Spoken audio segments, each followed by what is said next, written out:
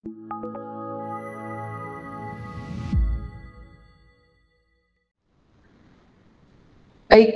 sebelum kita memulai acara dengan mendengarkan sedikit sambutan dari Kaprodi, saya akan menayangkan terlebih dahulu protokol untuk kick off seminar kita pagi hari ini, ya. Kick off seminar ini berbeda dengan kuliah, jadi saya mengajak Anda para mahasiswa, para tamu dan undangan ikut terlibat ya, dengan cara-cara yang berbeda. Kalau cara-cara yang biasanya itu kalau kita ikut dalam webinar, dengar, diem, bisa sambil rebahan, bisa sambil kemana-mana, karena ini melalui dipancarkan dengan cara daring. Kali ini saya ingin mengajak Anda semua untuk lebih terlibat, lebih aktif ya, seaktif mungkin. Kalau tidak dapat kesempatan untuk berbicara langsung, buka mic, Anda bisa ikut aktif dalam chatting di chat box ya. Rule yang pertama untuk kita hari ini sampai dengan 2 jam ke depan adalah memperhatikan pada sound. Perhatikan Bapak Ibu, teman-teman, apabila tidak sedang berbicara, pastikan dulu mikrofonnya dalam kondisi off. Dan kalau memang ingin menyampaikan secara langsung, pilih tempat yang tenang untuk menyampaikan pertanyaan, atau Anda bisa tulis di chat. Nah, pilih tempat yang tenang ini penting karena kita akan mengadakan webinar ini selama 2 jam ke depan dengan hingga jam 12. Posisi Anda nyaman, pastikan nyaman sekali sehingga apa yang nanti disampaikan para narasumber dapat terserap dengan baik. Nah, peran para peserta ini penting ya. Peserta, Bapak Ibu undangan, para mahasiswa ini penting. Pertama, saya berharap teman-teman mahasiswa S1, S2, dan S3 membuat simple, catatan simple. Kalau nggak dicatat, pasti ada yang lupa. Jadi, jangan capek untuk ambil pena Anda, jangan capek untuk ambil kertas Anda, make some notes ya. Buat tulisan kalau ada sesuatu yang terlintas, terutama kalau itu terkait dengan minat riset Anda atau terkait dengan bisnis yang Anda hadapi saat ini. Silahkan dicatat dan kemudian nanti dikonfirmasi kepada narasumber. Dan yang ketiga, aktiflah dalam tanya jawab. Termasuk saya akan berikan rekomendasi pada saat diberi kesempatan bertanya, kalau sebisa mungkin menyalakan videonya ya supaya bisa kelihatan wajahnya dan siapa tahu ada peluang bisnis di kemudian hari. Humor diperbolehkan ya, silahkan menggunakan humor untuk membuat acara ini lebih tidak terasa berjalan selama kurang lebih 2 jam. Kepada narasumber, kami dari moderator dan host di acara ini, kami mohon perkenannya untuk presentasi disampaikan dalam 20 menit. Maksimal 25 menit boleh diizinkan oleh Kaprodi. Rundown dari kegiatan ini, tepat 10.20 nanti kita akan memulai paparan dari ketiga narasumber, dan 11.20 kurang lebih kita punya banyak waktu ya untuk 2 sesi tanya jawab, dan jam 12 tepat kita akan closing acara ini dan para mahasiswa bisa mendapatkan link absen untuk bisa mengikuti absen untuk kegiatan kick off seminar kali ini. Oke, let's start. Kita akan mulai dengan yang resmi terlebih dahulu. Saya mohon berkenan Ibu Kaprodi, Ibu Rio untuk memberikan sepatah dua patah kata untuk membuka acara ini secara resmi. Silakan Ibu. Baik, terima kasih Bu Yustina untuk agen waktunya. Jadi pertama-tama saya akan sambut dulu ya. Selamat pagi dan salam sehat untuk semuanya. Nah, pertama-tama saya ucapkan selamat datang untuk rekan-rekan mahasiswa dari FEB, khususnya Prodi Manajemen ya, baik dari level S1, S2 maupun S3, serta beberapa alumni yang telah bergabung dengan acara online seminar ini pada pagi hari ini. Jadi ternyata event ini bisa jadi salah satu ajang silaturahmi ya untuk alumni, sehingga tidak putus hubungan ketika mereka sudah lulus gitu. Oke, nah kemudian yang tidak kalah penting, saya juga akan menyapa yang terhormat para narasumber ya yang telah meluangkan waktu serta berkenan untuk sharing ilmu ya maupun best practice-nya dalam dunia bisnis untuk audiens semua gitu. Nah, jadi kalau saya meminjam istilah dalam permainan sepak bola, meskipun saya sampai saat ini ya jujur belum bisa menikmati ritme permainan sepak bola itu seperti apa, menariknya apa gitu ya. Namun saya ambil istilah kick off, saya kira ini cukup menarik. Di mana kick off ini kalau tidak salah ya, itu menandai atau mengawali suatu pertandingan ya, dari suatu game atau pertandingan. Sehingga demikian pula acara seminar kita pada pagi hari ini yang bertajuk Kick Off Online Seminar gitu ya, yang secara khusus memang kami adakan untuk menandai awal dari perkuliahan di Prodi MM ini pada semester dasar 2020-2021 ini. Nah, Kemudian adapun dari tujuan kegiatan ini ya Bapak Ibu sekalian serta rekan-rekan mahasiswa, itu adalah memberikan pembekalan gitu ya, maupun insight atau perspektif yang berbeda ketika menyikapi suatu perubahan fenomena yang ada di sekitar kita. Jadi mahasiswa kan dituntut untuk kritis ya, jadi tidak hanya mereka berbekal teori saja, tapi setidaknya mengenal deh, kira-kira praktek di lapangan itu seperti apa sih? Apakah teori itu benar-benar persis sama diaplikasikan, ya, atau adakah modifikasinya ya, supaya ketika nanti Anda terjun di dunia kerja, itu bisa setidaknya mendapatkan pemahaman atau insight yang berbeda, gitu. Nah, harapannya seminar ini akan berjalan serial, rekan-rekan semuanya. Jadi artinya setiap awal semester nanti kami akan coba adakan kick off seminar ini. Harapannya nanti pandemi segera berakhir ya, sehingga tidak secara online, kita bisa tetap muka secara langsung, gitu. Dengan mengundang beberapa praktisi, ya, yang pastinya mereka akan kompeten sesuai dengan bidangnya. Nah, cuma pada pagi hari ini memang kami undang dari korporat ya, artinya sudah perusahaan mapan maupun dari pasar modal, gitu. Namun tidak menutup kemungkinan untuk semester mendatang kita juga akan lihat bagaimana sih dinamika dalam dunia usaha kecil ya, UMKM. Kita akan coba undang praktisi seperti apa mereka akan berbicara ketika nanti semester depan 6 bulan berikutnya ya ada fenomena apa gitu. Sehingga setidaknya mahasiswa itu bisa mendapatkan pemahaman yang up to date ya dengan kondisi yang ada di sekitar gitu. Oke, selamat datang Pak Edwin. Saya menyapa dulu. Ya. Terima kasih, Bu. Kemudian, ya Pak. Ya. Nah, pada kesempatan kali ini ya, kami memang menghadirkan 3 narasumber ya. Jadi dalam satu event ini ada 3 narasumber yang kami rasa kompeten sekali di bidangnya. Jadi untuk mewakili kami ambilkan dari sektor jasa, yaitu nanti ada industri asuransi, kemudian ada sektor manufaktur ya, kemudian ada pasar modal, ini praktisinya ya, sudah hadir bersama kita kali ini, untuk memaparkan akselerasi dunia bisnis, yaitu di tengah masa pandemi COVID saat ini, ya, maupun strategi ke depannya, pasca pandemi itu seperti apa. Nah, memang kita tahu saat ini COVID itu terbukti ya, telah membuat tiarap semua, baik sektor bisnis, pendidikan, jadi secara multidimensi itu kena semua. Nah, lalu bagaimana strategi bisnis, ini khususnya bisnis ya, dan pasar modal untuk menghadapi ini. Nah, saya kira saya tidak akan perpanjang lama-lama Bu Justin, nanti waktunya molor ya. Nah, kita nanti akan dengarkan langsung saja pemaparan dari para narasumber kita ya. Gitu Mbak Justin, saya waktu dan tempat saya serahkan kembali ke moderator. Terima kasih rekan-rekan semuanya.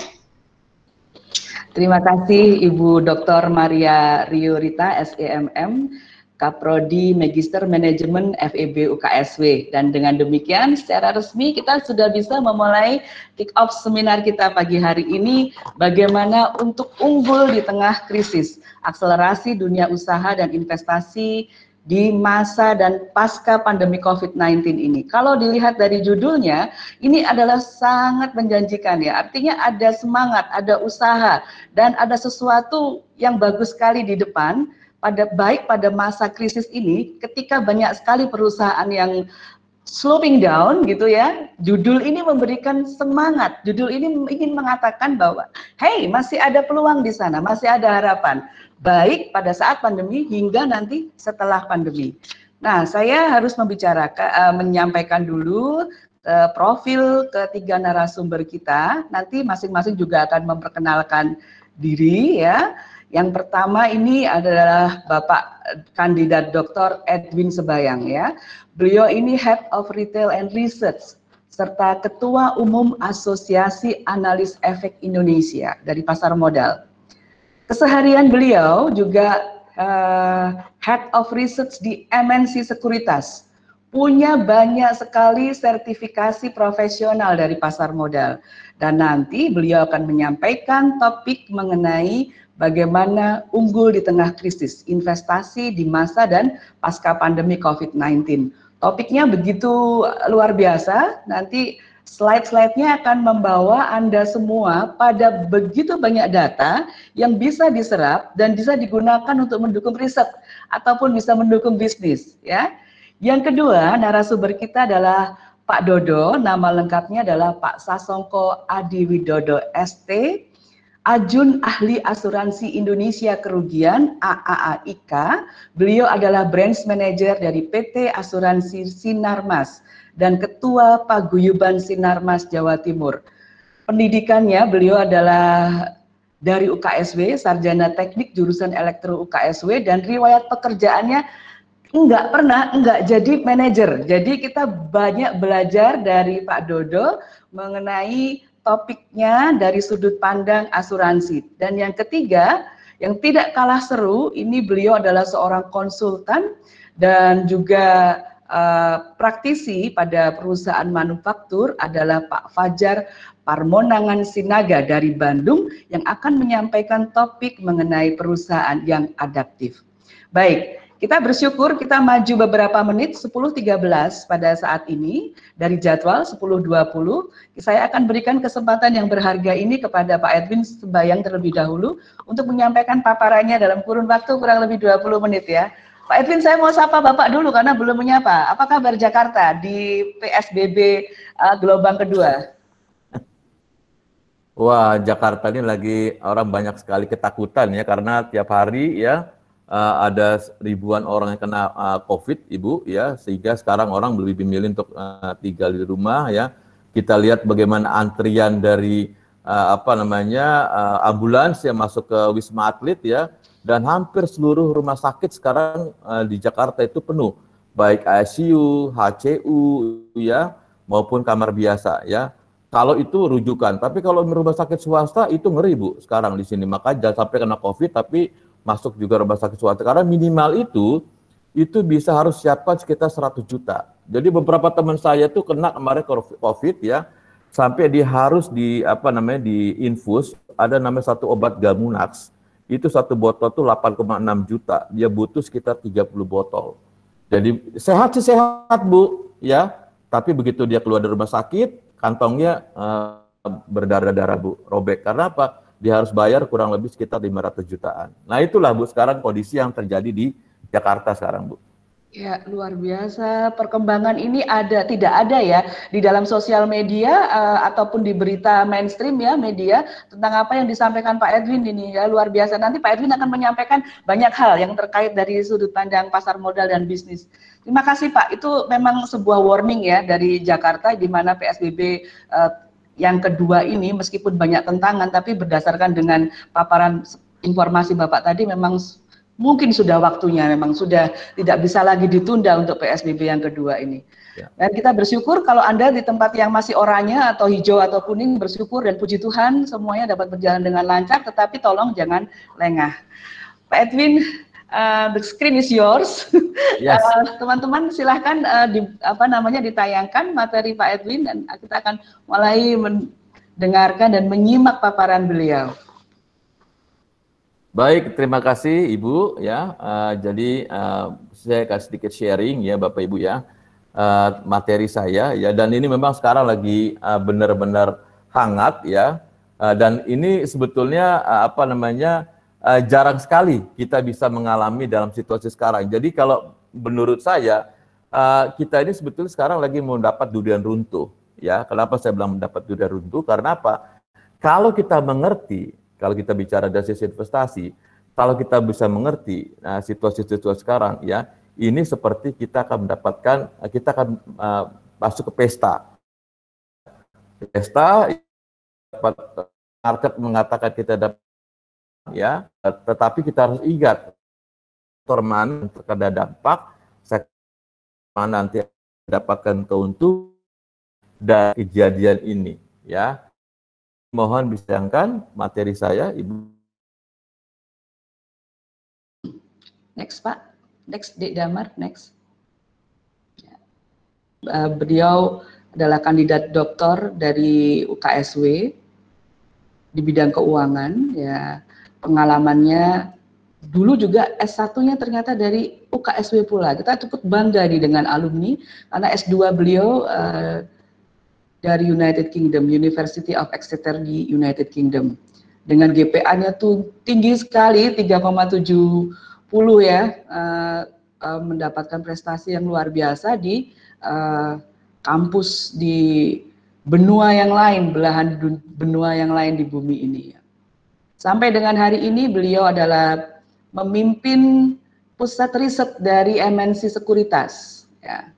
Kemudian sertifikasi profesional yang dimiliki adalah Certified Security Analyst atau CSA. Ini kalau jadi di namanya Pak Edwin Sembayang itu kalau semua dijajar tuh bisa panjang banget gitu ya.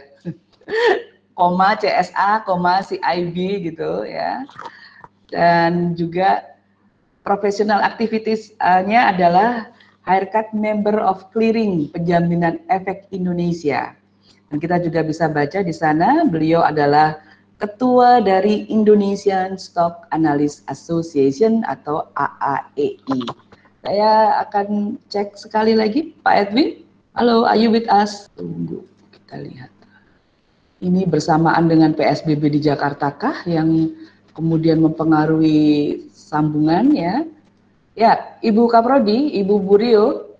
Ya, Bu. Bolehkah saya ke Pak Sasongko, Pak Dodo dulu sambil menunggu Pak Edwin? Ya, Pak Dodo. Ya, Pak Dodo ini sambil menunggu dari Pak Edwin bergabung, saya rasa kita akan langsung saja ke Pak Dodo dulu, nanti Pak Edwin bisa yang berikutnya. Nah, saudara-saudara, Pak Sasongko Adi Widodo atau dipanggilnya Pak Dodo ini, beliau sudah menyiapkan materi dengan topik bagaimana unggul di tengah krisis ya. Nah, silahkan teman-teman di 207 untuk. Halo Pak Edwin, karena saya tadi menunggu Bapak. Sorry, ini wifi-nya lagi naik turun nih Bu dari Telkomnya. Oke, bisa dilanjut lagi Bu? Oh ya udah, sorry ya Pak Dodo, sorry deh. Lanjut Bu, lanjut. Gimana Pak? Silakan Pak Edwin. Ya. Mohon materi saya bisa ditampilkan. Ulang lagi. Tadi kita sudah baca bersama-sama Pak CV Bapak, jadi kita sudah baca ini CV-nya langsung ke slide yang ketiga. Silakan. Ya, selanjutnya, next. Oke.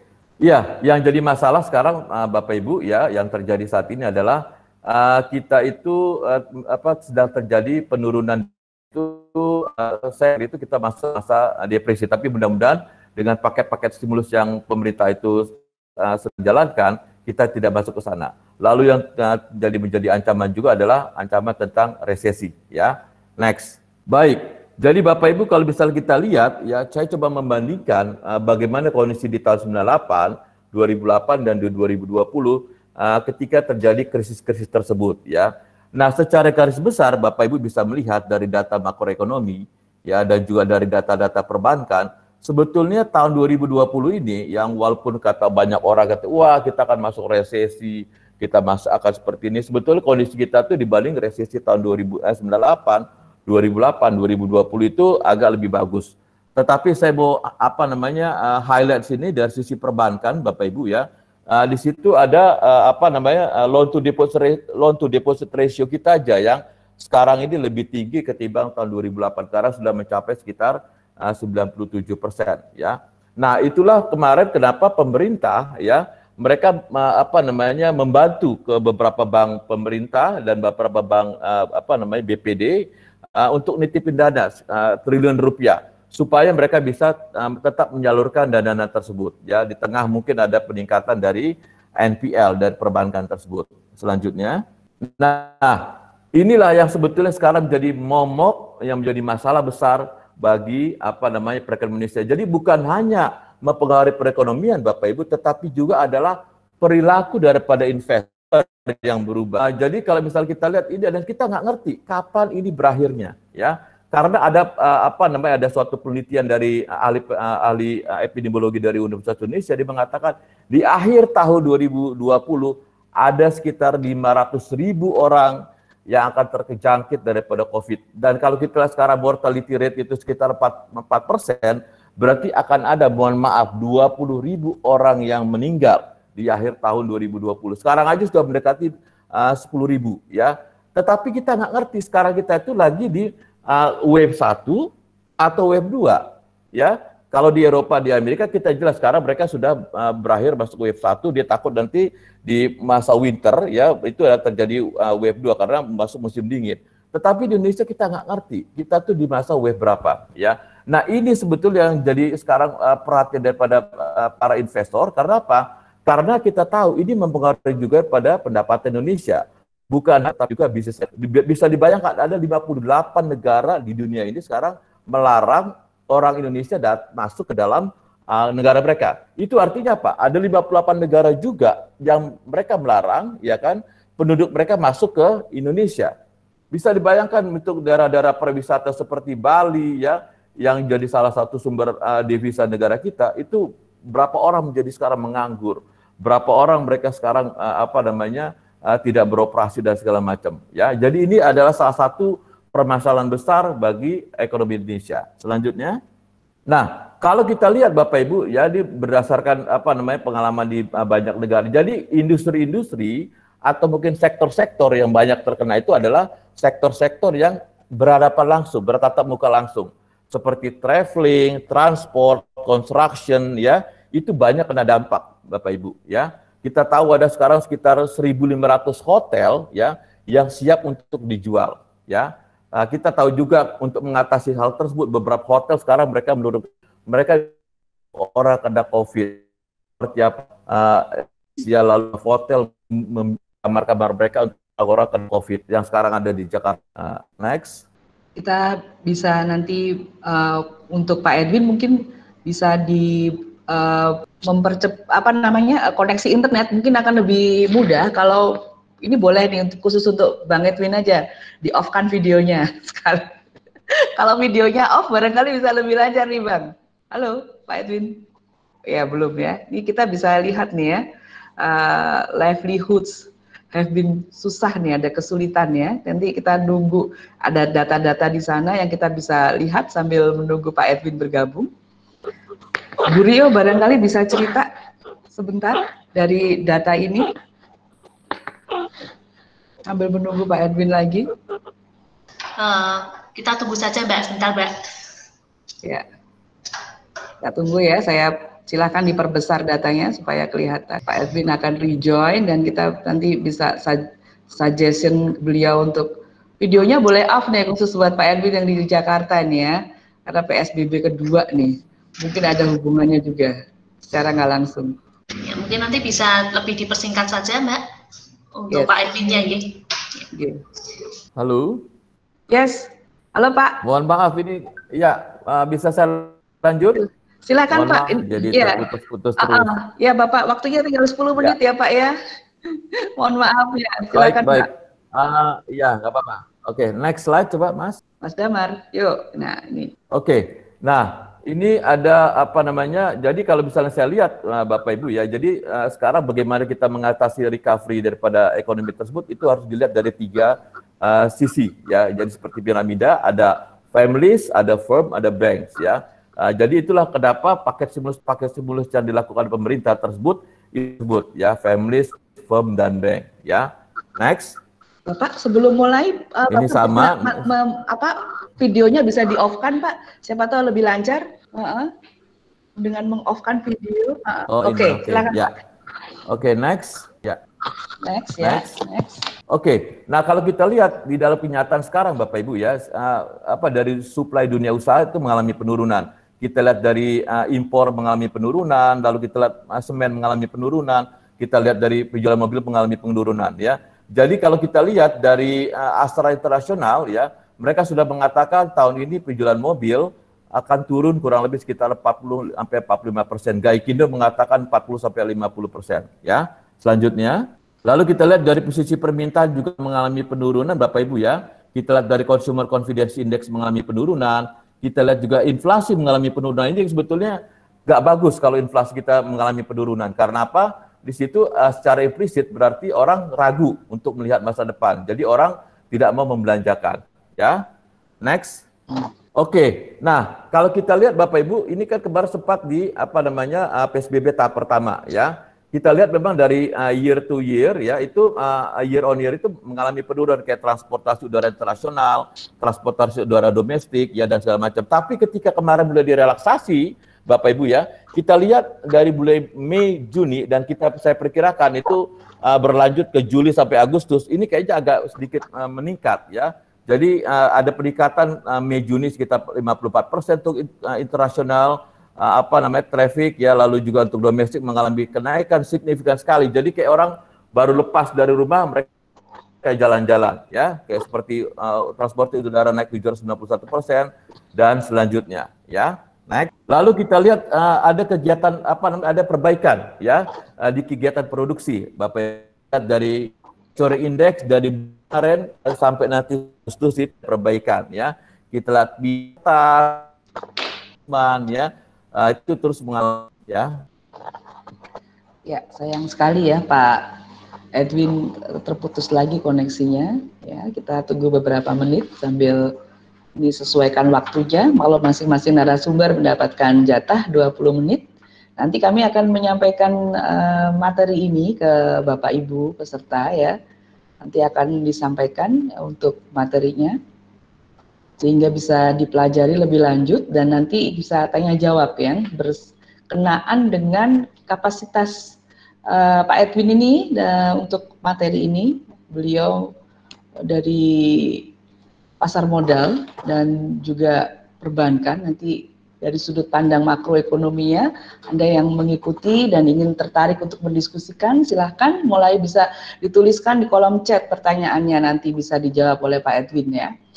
Dan sambil menunggu, kira-kira waktunya 3 menit lagi sebelum saya berikan ke podiumnya ke pembicara yang kedua, untuk 20 menit yang kedua. Oke, saya lanjutkan lagi, mohon maaf Bapak Ibu ya. Ya, silakan Pak. Oke, next Mas. Oke, jadi kalau kita lihat di sini juga ada penurunan Bapak Ibu ya, namun ada sedikit perbaikan dari penjualan eceran ya, dari penjualan real, lalu suku cadang, perlengkapan rumah tangga, makan minuman ya. Next. Nah, tapi kalau kita dari Google Mobility sebetulnya ada terjadi peningkatan Bapak Ibu dari bulan Mei kemarin ya hingga sekarang ya, kemarin terakhir di Agustus ya, kita lihat dari toko bahan makanan, apotek, tempat kerja ya, tempat rekreasi yang turun itu memang ada area pemukiman ya, transportasi umum mengalami kenaikan. Next. Tapi saya orangnya kepo ya. Kalau kita lihat dari Google Mobility mungkin kita lihat memang ada terjadi kenaikan ya. Kalau kita, saya kepo, saya masuk ke beberapa mall yang ada di Jakarta, Bapak Ibu ya. Saya mau lihat, biasa kalau weekend di mall-mall ini itu biasa penuh sekali ya. Kemarin saya tanggal 9 Agustus saya coba masuk di mall di PIM, Bapak Ibu ya. Ternyata dari lantai 1, lantai 2, lantai 3 itu semua kosong. Yang jadi pertanyaan adalah bagaimana nanti nasib daripada tenan-tenan tersebut sampai nanti mungkin akhir tahun ya. Karena mungkin orang takut kalau masuk ke dalam suatu tempat yang tertutup yang AC-nya itu AC sentral ya.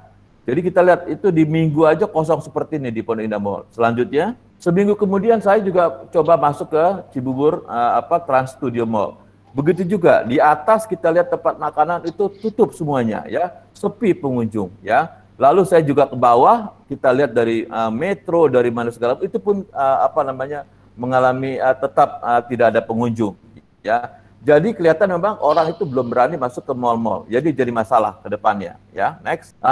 Kalau kita lihat sebetulnya berkaitan dengan inflasi Bapak Ibu, karena mereka melihat ada ketidakpastian. Nah, ini muncul namanya precautionary motive Bapak Ibu ya. Jadi kalau kita lihat orang-orang yang punya uang di atas 500 juta ya, kita lihat ini 500 juta sampai 2 miliar itu terjadi kenaikan. Orang masukin ke bank. Lalu apalagi yang punya orang duitnya di atas 2 miliar itu mengalami kenaikan ya. Itu juga mengalami kenaikan. Mereka melihat ada kekhawatiran ekonomi akan makin memburuk, makanya mereka masuk di bank. Jadi beberapa capex itu masukin ke bank dulu karena dari itu dipotong sehingga perusahaan pun memotong capex mereka. Ya, next. Karena untuk mengatasi hal semua itu tersebut, tadi saya katakan ya, pemerintah meluncurkan kurang lebih sekitar 695 triliun ya bagi pembiayaan ya, bagi perlindungan sosial, insentif usaha. Lalu kita lihat korporasi, bagaimana Garuda bisa selamat. Kalau misal tidak ada chip in dari pemerintah, kurang lebih sekitar 10 triliun, itu Garuda sudah bangkrut. Mereka tidak bisa operasi, tapi mereka harus bayar utang kewajiban-kewajiban mereka, baik dari ke bank maupun dari obligasi. Ya. Lalu selanjutnya, tapi kita lihat sebetulnya Bapak Ibu ya, bahwa ada semacam good news ya dari speech-nya Bapak Jokowi ya ketika kemarin menyampaikan RPBN 2021, di mana kita lihat pertumbuhan ekonomi itu akan tumbuh kurang lebih sekitar 4,5%, dan ini menurut saya sih hampir mirip dengan proyeksi daripada Bank Dunia kurang lebih sekitar 4,4 ya. Jadi maka saya katakan ini memang market ini di bulan September, Oktober masih akan berfluktuasi cenderung melemah, tetapi November, Desember market akan cenderung mengalami peningkatan karena mereka mengantisipasi daripada kenaikan GDP tahun 2021. Bahkan kalau kita ambil proyeksi daripada IMF, Indonesia bisa tumbuh 8,2%. Sehingga kalau kami sebagai investor, kalau memang mau ambil posisi sebetulnya bagus di bulan Desember nanti, ya. Next. Nah, ini juga perlu kita antisipasi Bapak Ibu, ya. Karena menurut Moody's, ya, tahun ini terutama di kuartal ketiga ada terjadi peningkatan perusahaan itu mengalami default, ya. Karena mereka memang tidak bisa dapat pendapatan penjualan, tapi mereka harus banyak kewajiban-kewajiban sehingga default risk di perusahaan-perusahaan Indonesia di kuartal ketiga meningkat dari 5,24% menjadi sekitar 5,41% di kuartal ketiga. Tetapi kalau kita lihat dari data ini, yang paling parah sebetulnya terjadi di Hong Kong. Kita tahu, kita mengikuti begitu banyaknya demonstrasi, sehingga memang sekarang ini yang paling parah di Hong Kong, Bapak Ibu, karena meningkat sampai 15,91%. Next. Oke, next. Nah, sekarang ini yang perlu kita cermati adalah kita harus memasuki masa new normal, ya. Jadi Bapak Ibu, ya ini penting sekali kalau misal kita sebagai pengusaha, ya, ada kurang lebih sekitar sebelumnya perilaku tadi, 30 perilaku, ada kurang lebih sekitar saya mencatat 30 perilaku baru di dalam masa new normal nanti. Tidak ada orang satupun yang bisa memperkirakan di awal tahun bahwa kita kemana-mana pakai masker, pakai face shield, segala macam. Nah, ini penting bagi pengusaha, ya, bagi para businessman. Pertama ada the fall of mobility, the rise of stay at home, ya, online shopping, widening and deepening, ya, frozen food convenience, home comeback dari home cooking, ya, lalu smart TV strike back. Jadi sekarang orang menghindari pergi ke bioskop. Jadi mereka beli smart TV, ya, mereka berlangganan Netflix, YouTube, iFlix, segala macam, ya. Work, life, play, balance, well-being, ya. The century of self-distancing, contact-free lifestyle, virtual society, ya. Lalu juga sekarang orang banyak ke telemedicine, halodoc segala macam, ya. Online and suffering more religious, ya. Nah, ini perlu dicatat teman-teman, ya. Ya ampun. Pak Edwin masih kok. Oke, ini perlu dicatat teman-teman, ya.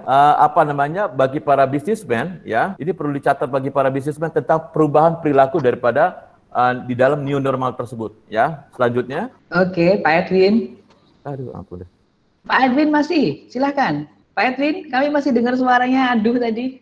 Pak Edwin, oke, halo. Ya, baik. Waktunya juga sudah habis untuk Pak Edwin. Mohon maaf nih, kalau memang nanti sudah ada pertanyaan nih dari teman-teman, ya, yang mau bertanya. Tapi nanti skip dulu, pertanyaannya akan dijawab nanti pada panel tanya jawab, ya. Silahkan terus menulis yang ingin bertanya, dan saya akan ke Pak Dodo. Silahkan Pak Dodo, teman-teman di 207 silahkan juga untuk menyiapkan materi dari Pak Dodo. Ini menarik bagaimana bisa unggul di tengah krisis, ya, di tengah krisis dari sudut pandang perusahaan asuransi, dan beliau memiliki pengalaman dan pengetahuan dari sudut pandang perusahaan asuransi. Pak Dodo, silakan. Oke, Bu, terima kasih. Ya. Sayang sebetulnya tadi Pak Edwin belum selesai, ya, karena data yang beliau sajikan sebetulnya sangat detail itu, dan itu juga terkait juga dengan bisnis kita itu, Bu, sebetulnya. Jadi sayang tadi belum selesai, ya, karena ada gangguan, ya. Oke lah.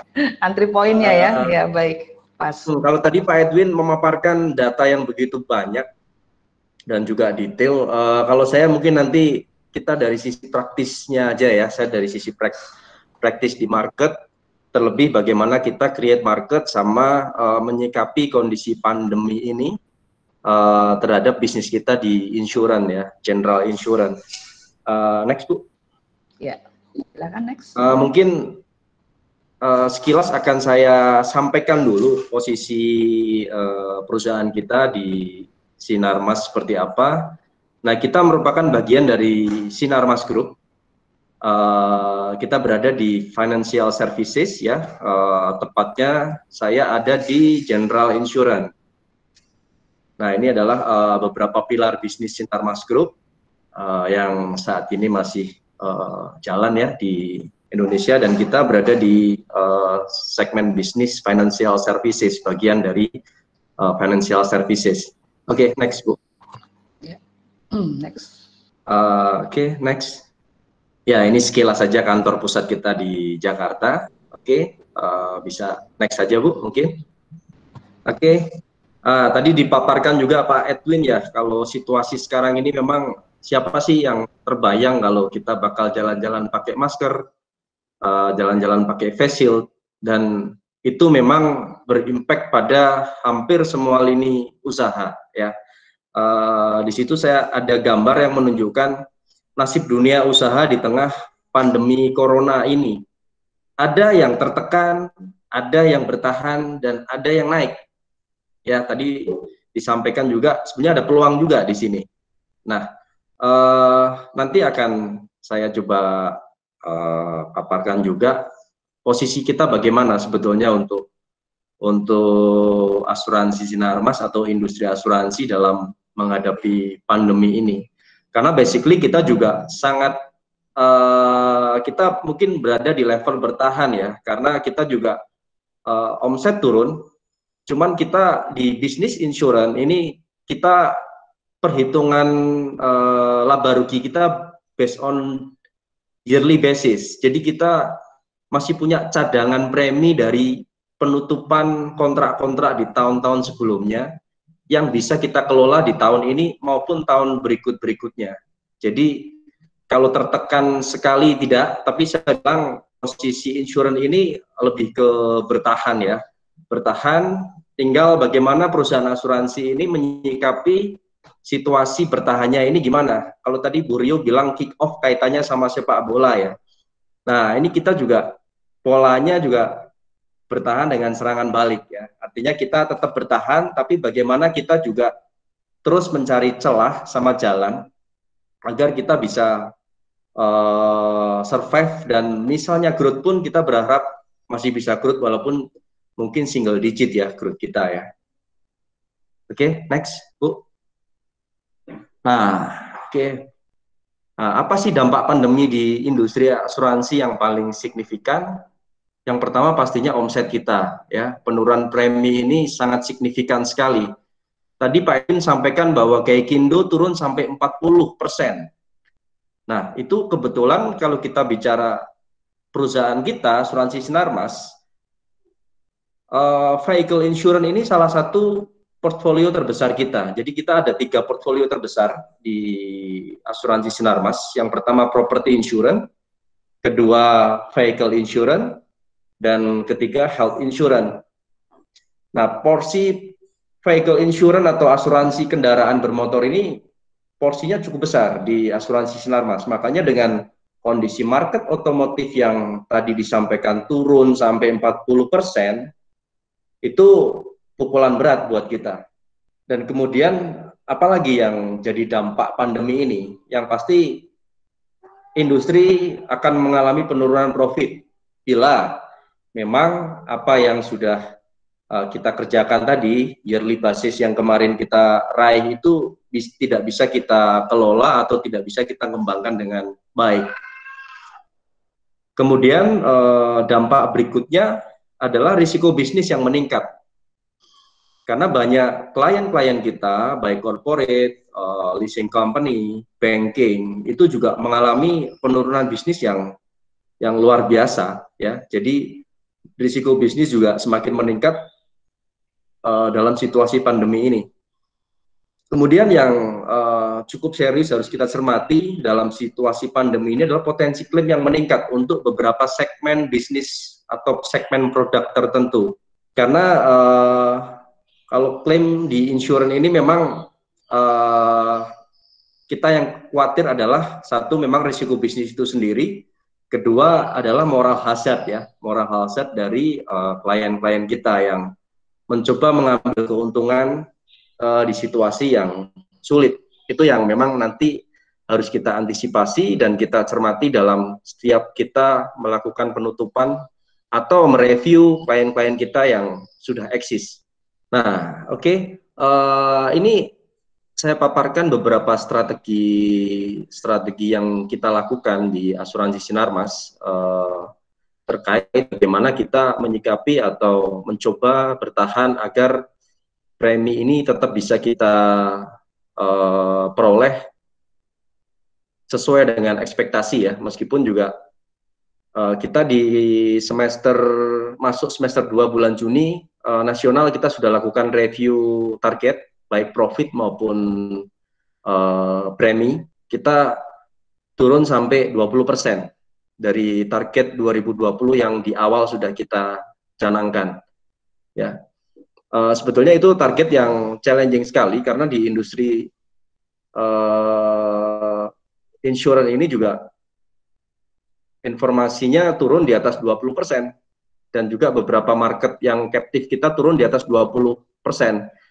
Sebagai contoh tadi mobil ya, asuransi mobil turun 40-50%. Tapi manajemen tetap melakukan revisi, tidak boleh melebihi penurunan dari captive market kita. Ya, artinya kita harus mencoba tadi peluang-peluang baru, bisnis-bisnis baru yang selama ini mungkin jarang atau tidak pernah kita kerjakan ya, di cabang-cabang kita masing-masing ataupun di kantor pusat kita ya. Yang pertama sih salah satu yang basic kita lakukan adalah menjaga komunikasi dengan rekanan bisnis. Jadi di bisnis kita memang ada beberapa segmen bisnis. Yang pertama adalah korporasi, yang kedua adalah leasing and finance company, ketiga banking, 4 ya, yang berikutnya adalah retail.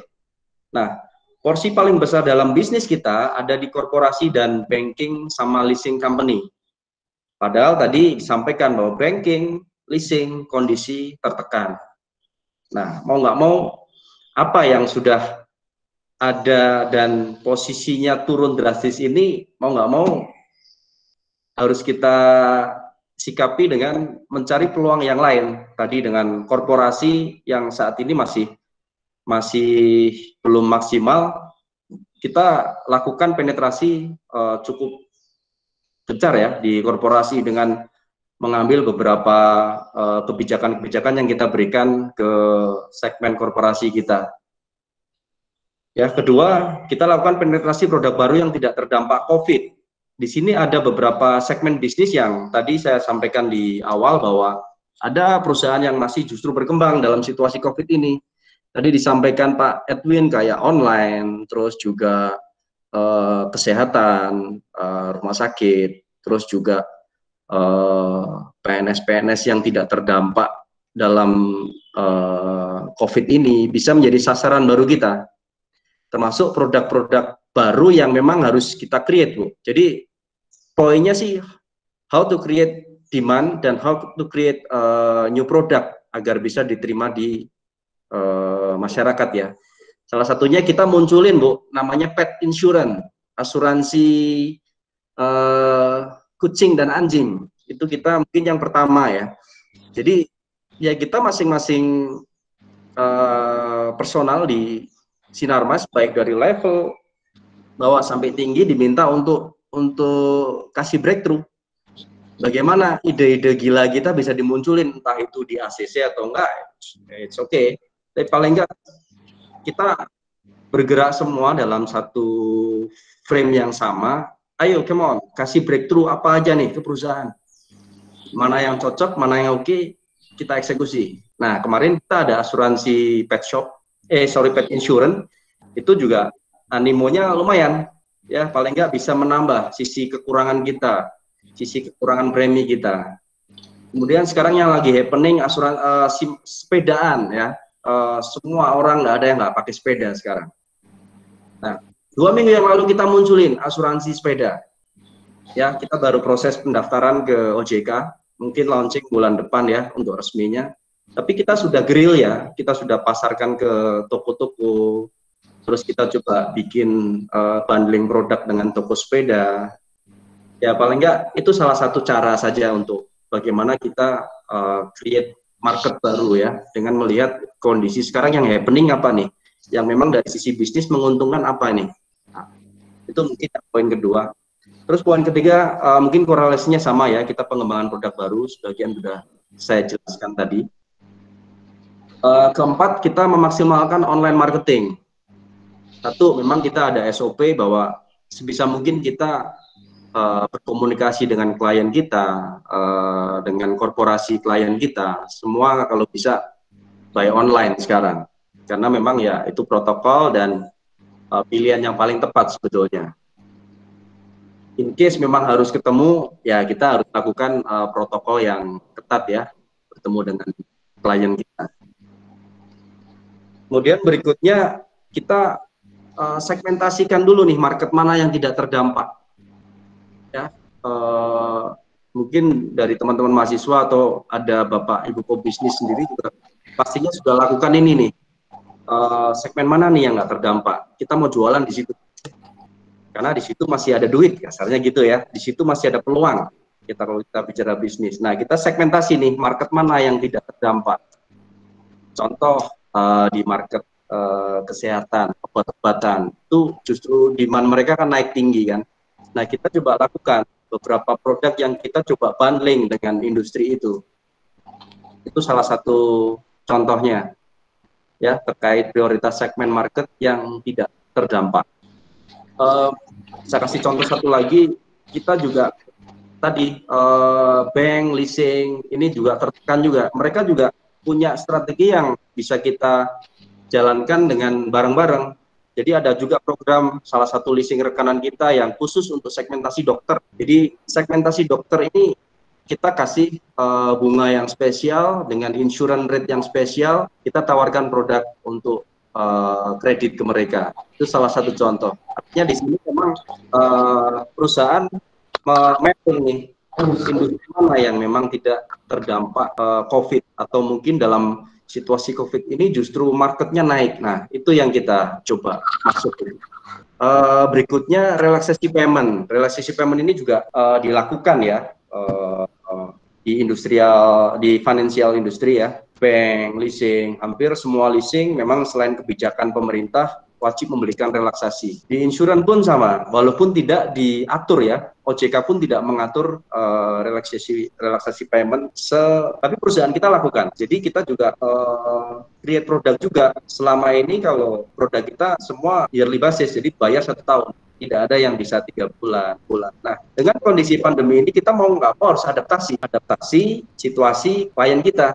Mungkin klien kita kemarin masih dapat duitnya lebih gampang. Nah, sekarang kondisi income mereka juga ada beberapa yang berkurang jauh. Kita tawarkan mereka, Bapak boleh perpanjang kontrak Bapak boleh bayarnya sekarang 6 kali, yang dulunya sekali. Nah, itu salah satu cara aja bagaimana kita beradaptasi ya dengan situasi market kita. Nah, yang terakhir, kita punya grup yang sangat besar. Ini yang jadi source kita, salah satunya untuk tetap membuat kita bertahan dan bisa berkembang. Jadi, all segmentasi grup Sinarmas yang mungkin selama ini portfolionya juga terbagi dengan beberapa rekanan mereka, ya mau nggak mau kita saudara sendiri pasti butuh nih. Nah, kita coba maksimalkan portfolio dari grup kita sendiri. Itu mungkin beberapa strategi yang saya summary untuk penurunan premi yang sudah kita lakukan. Next. Nah, kemudian kedua tadi dampaknya penurunan profit. Ya, apa sih yang perlu kita lakukan dalam profit? Ini memang cukup berat ya. Salah satunya yang utama kita efisiensi operasional kita. Ya, walaupun satu sisi memang efisiensi operasional ini yang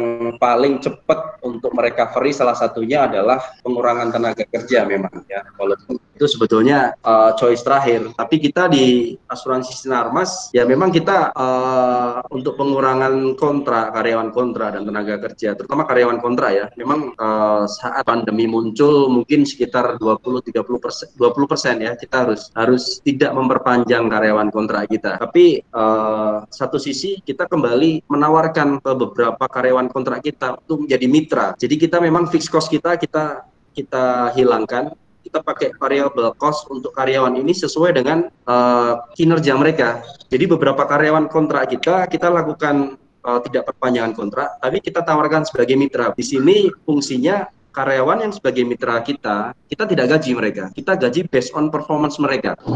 Jadi kalau mereka nggak perform ya kita nggak keluarin duit. Kalau mereka kemarin kontrak kerja nggak kerja mereka kita bayar. Tapi dengan kondisi kayak gini mau nggak mau kita mitrakan mereka. You kerja kita bayar, you perform kita kasih insentif. Tapi kalau performance nggak ada, fixed cost kita clear. Kita nggak kehilangan salary atau kita nggak kehilangan profit untuk membayar karyawan kita yang nggak produktif. Ya memang kembali tadi ada hikmahnya juga beberapa strategi ya yang kita lakukan ini akibat pandemi. Di sini kita bisa muncul dalam 2 bulan terakhir ini beberapa mitra kita yang dulu sebagai karyawan kontrak atau karyawan yang setiap bulan terima gaji, justru mereka semakin produktif. Mereka bisa bawa klien, mereka kerja lebih produktif. Nah itu salah satu bentuk contoh efisiensi operasional kita ya di SDM ya. Kalau di luar SDM banyak hal yang kita lakukan ya, seperti ya semua operasional mau nggak mau kita lakukan cost cutting agar kita bisa memaksimalkan atau meminimalisasi operasional kita tapi efektif. Itu mungkin yang saya paparkan di efisiensi operasional ya. Saya kasih contoh panjang tadi di SDM. Kemudian kita memaksimalkan produk simple risk, Bu. Jadi saya bilang di sini produk simple risk di insurance itu ada kategori produk high risk, medium risk, dan simple risk. High risk oke, high return, tapi juga risikonya kita besar. Apalagi di kondisi sekarang ya. Contoh high risk ini seperti pabrik kertas, pabrik plastik, pabrik tekstil, itu high risk bisnis untuk kita. Nah kita dalam situasi kayak gini pilih, oke, kita cut loss untuk high risk. Kita kalau kemarin kita main high risk masih oke, karena kita masih bisa subsidi dengan medium sama simple risk.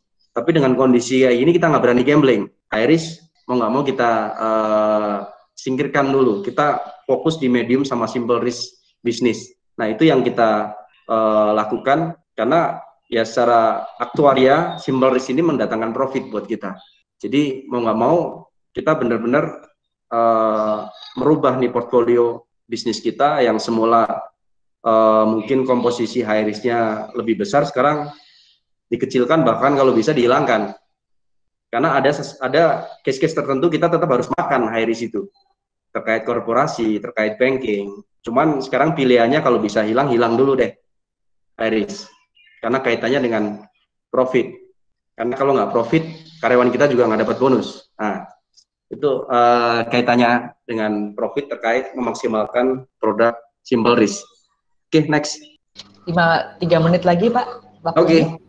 Ya, kemudian terkait potensi klaim yang meningkat yang saya tadi paparkan, ya mungkin semua industri sama ya, cuman dari sisi insurance kita hanya akan lebih prudent aja untuk menerima klien.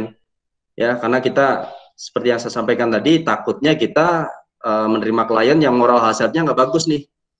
Dia punya stok banyak, dia bisa bakar itu punya stok. Nah, itu yang salah satu kita lakukan sekarang, benar-benar prudent. Dulu mungkin kita cuman menganalisa 1-10 poin dari nasabah kita, sekarang kita mungkin bisa sampai 20 poin. Ya, karena kita khawatirkan situasi bisnis mereka sendiri dan juga moral hazard dari klien kita sendiri. Ya, kemudian itu yang new ya. Kemudian kita juga mengevaluasi juga corporate klien kita.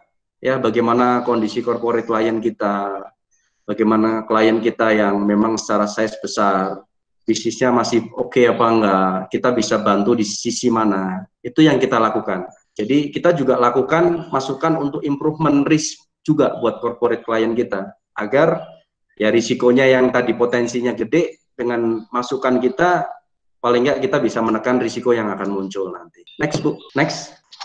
Nah, tadi sebetulnya ada satu slide, Bu, yang saya lewat ya. Mungkin karena saya bikinnya udah malam jadi ngantuk, lewat satu slide ya. Satu slide itu saya tulis di situ, di dalam kesulitan selalu ada kesempatan. Jadi poinnya bagaimana kita menanggapi kesulitan itu secara positif aja, dan ya tentu saja kita eksekusi kita nanti akhirnya seperti apa. Mungkin itu, Bu, paparan dari saya mewakili industri insurance dan asuransi Sinarmas. Kalau ada pertanyaan terkait hal yang saya sampaikan tadi, silakan bisa ditanyakan. Terima kasih. Terima kasih Pak, luar biasa ya. Ini secara ringkas, ini dari industri asuransi, ini stressingnya adalah untuk tetap bertahan di masa pandemi dan pasca pandemi ini yang paling penting ini how to create ya, how to create demand, how to create the new innovative product ya. Kata-kata inovatif itu kunci, yang tadi juga disampaikan oleh Pak Edwin itu. Inovatif, inovasi itu kunci. Bahkan tadi di lifestyle yang disampaikan Pak Edwin itu jamu is the new espresso. Sudah nggak lagi pesen espresso tapi mau triple shot atau apa sekarang ganti ke kunyit dan jahe. Mungkin seperti itu ya. Sesuatu yang inovatif dan itu mengubah sekali banyak dari gaya hidup kita. Kita maksimalkan waktunya dengan Pak Fajar yang sudah siap, Pak Fajar Sinaga, bagaimana menjadi perusahaan yang adaptif, yang merespon dengan sangat cepat sehingga bisa tetap bertahan di masa krisis seperti ini. Silakan Pak Fajar dan teman-teman di 207 untuk bisa menayangkan Pak Fajar. Oke, sudah ada di sini ya, sudah on screen. Oke, mungkin nanti dulu ditayangkan. Maaf, ini dulu. Rekan operator yang menayangkan ini mungkin nanti saja dulu. Oh ya, nanti Pak Fajar bisa langsung. Oke, baik. Iya, oke. Mungkin biodata saya nggak sempat saya berikan di PowerPoint saya, jadi mungkin saya bacakan saja sebentar.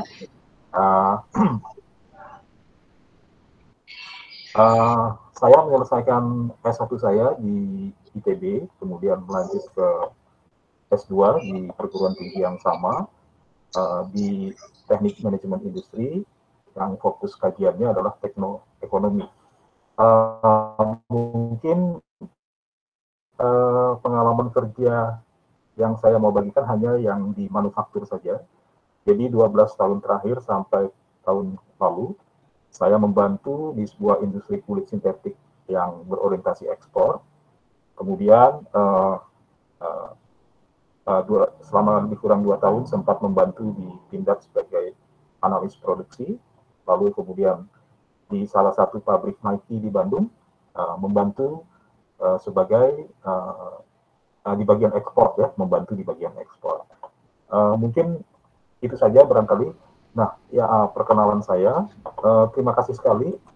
Tadi apa yang dibagikan oleh Bapak Edwin dan Pak Sasongko itu banyak memberikan kepada saya. Itu Pak Edwin kelihatan berbicara atau gimana itu? Ya, sedang on mic tetapi yang lain, Pak. Silakan Pak. Saya ini. Oke. Mungkin apa yang ingin saya sampaikan pada hari ini lebih kepada solusi yang bersifat jangka panjang.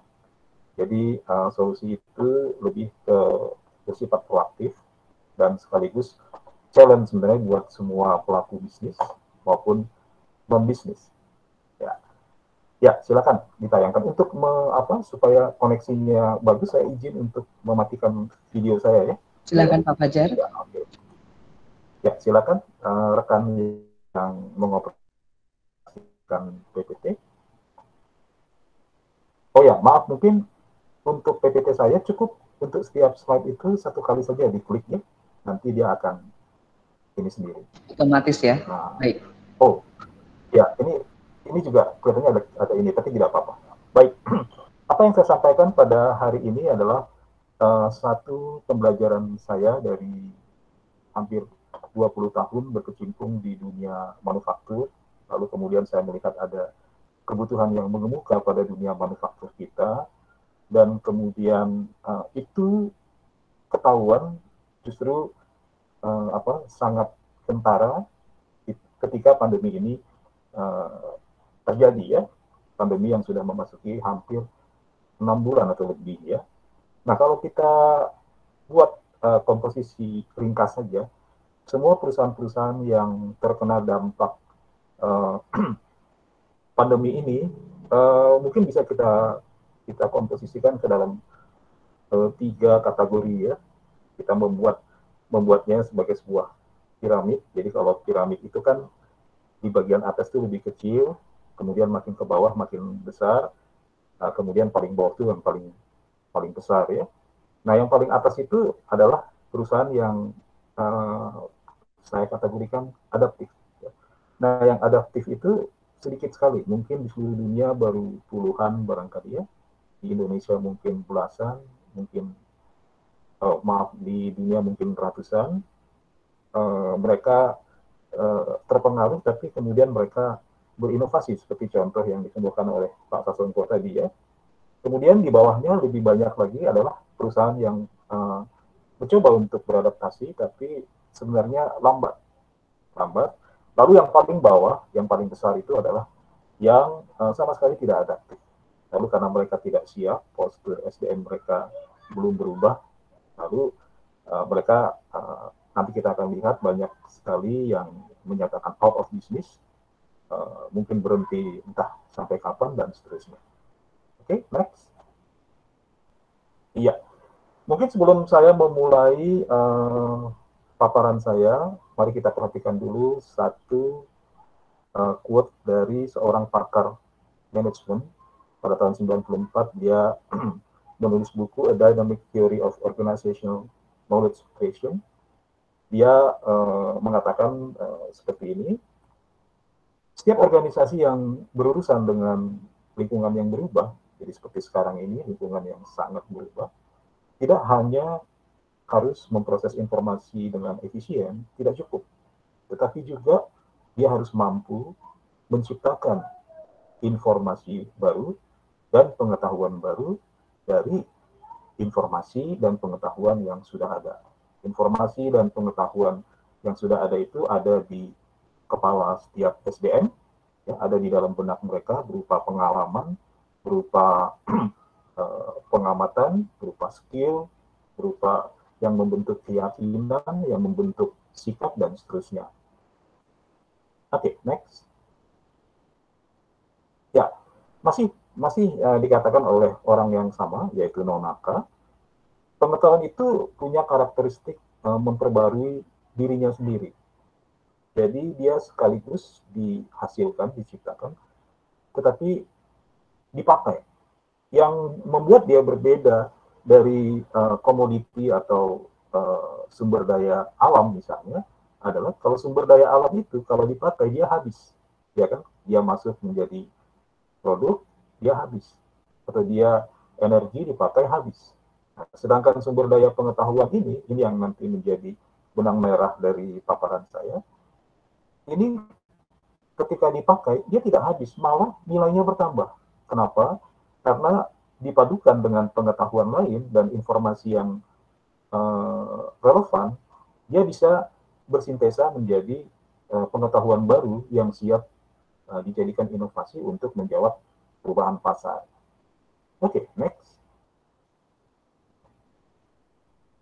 Nah, tadi sudah banyak sekali dikemukakan, mungkin saya tidak perlu terlalu banyak di sini. Pandemi yang berlangsung hari ini tuh memapar ya, menelanjangi semua bisnis tampak apa adanya, gitu ya. Semuanya terguncang, ada yang sudah out of business, ya, ekonomi turun, bisnis turun, bahkan kita masing-masing juga terpengaruh ya. Walaupun kita mungkin belum kehilangan pengharapan akan masa depan, tapi kita tertunduk ya, kita merasa lesu. Tapi ada juga yang sudah melepaskan harapan mereka untuk masa depan dan hidup, dan mereka terkapar ya. Ini memang sesuatu yang menjadi dampak yang memilukan kita semua ya, bahkan seluruh dunia. Ya, next. Nah, kalau kita perhatikan ada 3 jenis perusahaan. Satu, dia terguncang sebentar lalu cepat beradaptasi. Ini adalah satu contoh, tapi tadi saya melihat contoh dari Pak Edwin itu, dari Pak Sasongko itu juga perusahaan beliau juga saya rasa ada di kategori ini ya. Nah, ini adalah sebuah grup real estate yang mendirikan apartemen berbasis di Australia. Beliau sebagai pendiri Iwan Suwito mengatakan di tengah pandemi, dia mengatakan seperti ini, bahwa adaptasi teknologi adalah keharusan untuk menghadirkan pengalaman baru bagi konsumen, dan perlu diingat bahwa selalu ada kesempatan berkembang di setiap krisis yang terjadi, yang berujung pada lahirnya sebuah. Jadi perusahaan beliau ini memang terguncang, tapi karena postur SDM mereka sudah lama berubah menjadi nanti yang saya sebutkan menjadi SDM pengetahuan, SDM yang mampu menciptakan pengetahuan untuk inovasi, mereka siap. Terguncang sebentar, lalu kemudian siap dengan produk baru atau jasa baru. Kalau di sini dikatakan adaptasi teknologi yang baru untuk melayani potensi kebutuhan konsumen yang mengemuka oleh suatu perubahan, dalam hal ini pandemi. Next, jenis yang kedua tentunya adalah yang di tengah ya. Kalau dalam piramida tadi cukup terguncang parah, tapi lama baru bisa beradaptasi, bahkan terkesan ragu-ragu.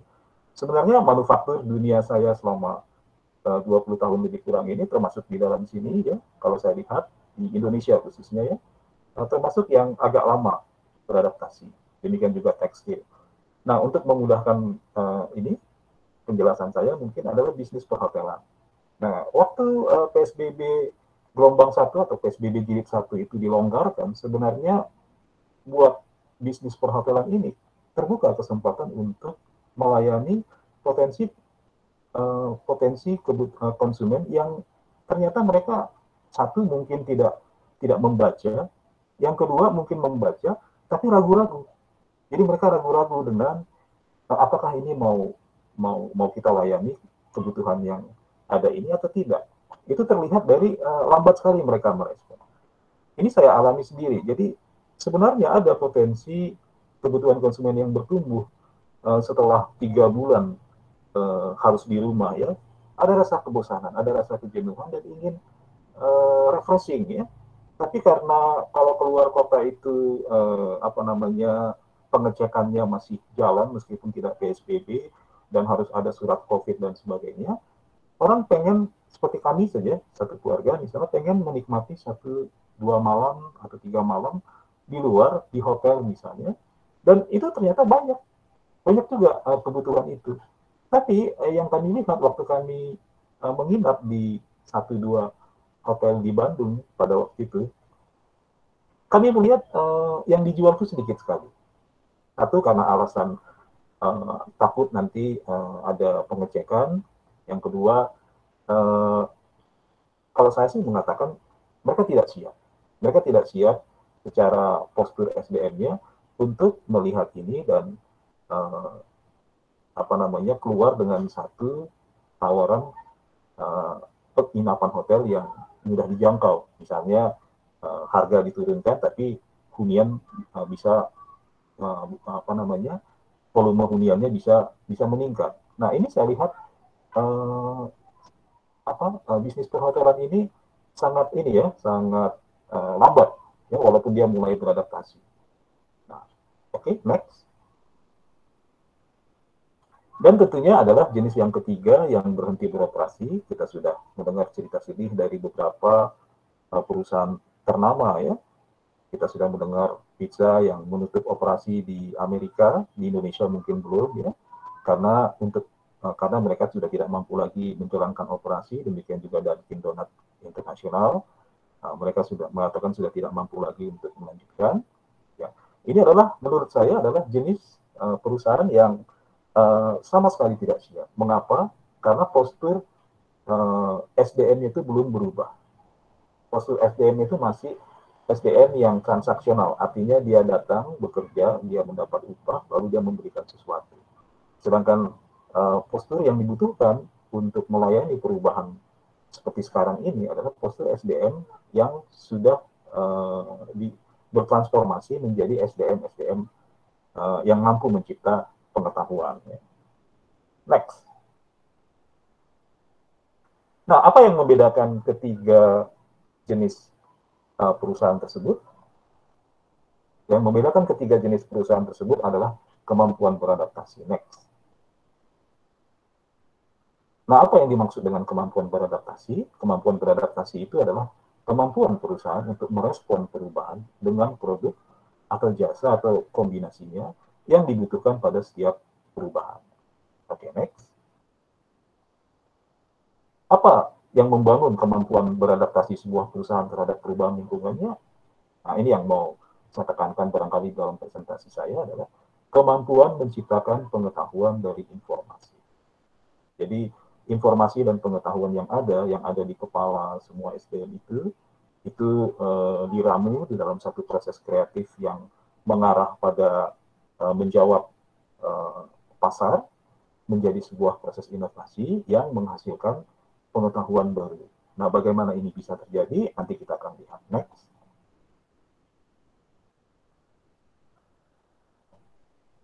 Jadi yang dimaksud dengan pengetahuan baru itu adalah prototipe dari produk baru atau jasa baru yang siap diuji, yang nanti akan dijadikan menjadi inovasi produk, jasa, atau kombinasinya untuk menjawab atau merespon perubahan konsumen. Next. Nah, tadi saya katakan bahwa kemampuan menciptakan pengetahuan adalah kemampuan yang perlu dimiliki oleh postur SDM yang dimiliki oleh perusahaan-perusahaan yang menghadapi perubahan. Jadi perusahaan harus mampu mentransformasi SDM-nya untuk bisa mengubah SDM-nya itu menjadi orang-orang yang punya kemampuan untuk membaca situasi, lalu bersama dengan SDM lain, mereka saling berbagi, berdialog dengan pengetahuan masing-masing, lalu kemudian tersintesakan pengetahuan baru yang sesuai dengan harapan konsumen, yang menjadi jawaban untuk pasar. Nah, yang perlu kita perhatikan adalah beberapa konsep mengenai inovasi, yaitu inovasi tidak dihasilkan oleh mesin, manajemen, bahkan teknologi informasi itu sendiri. Ketiga hal itu sebenarnya hanya memfasilitasi. Inovasi itu sebenarnya dihasilkan oleh manusianya, ya, di dalam proses belajarnya maupun setelah proses belajarnya. Oke, next.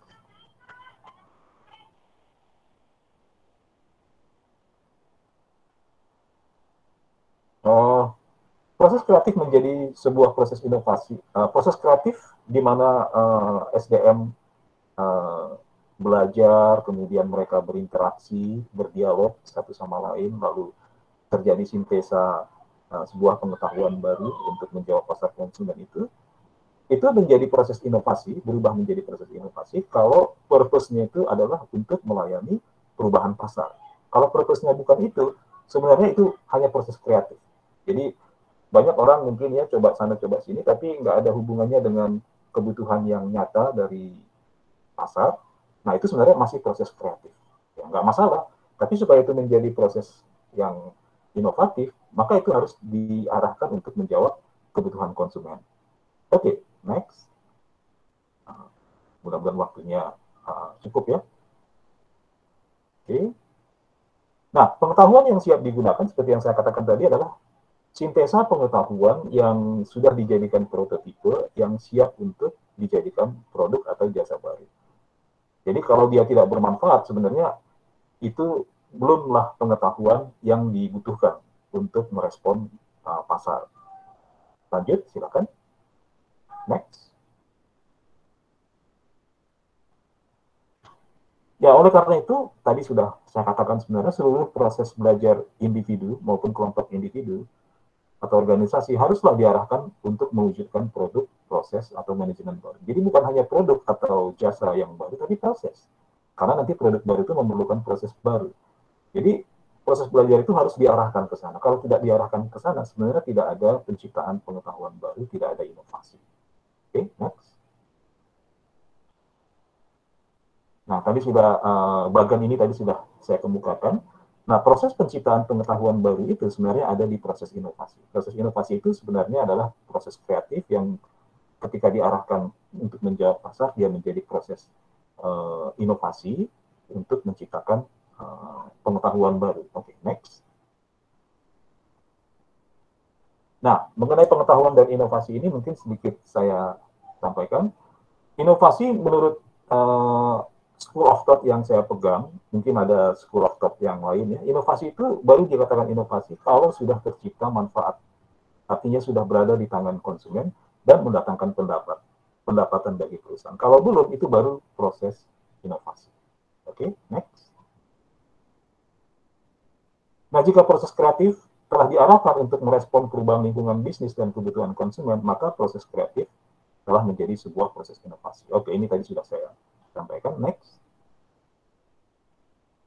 Nah, kalau gitu, apa yang harus dilakukan oleh manajemen? Inilah tantangan buat manajemen.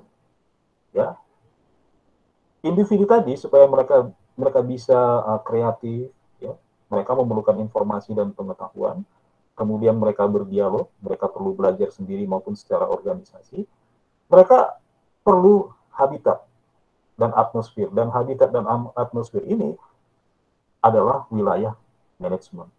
Hanya manajemen yang bisa menciptakan itu.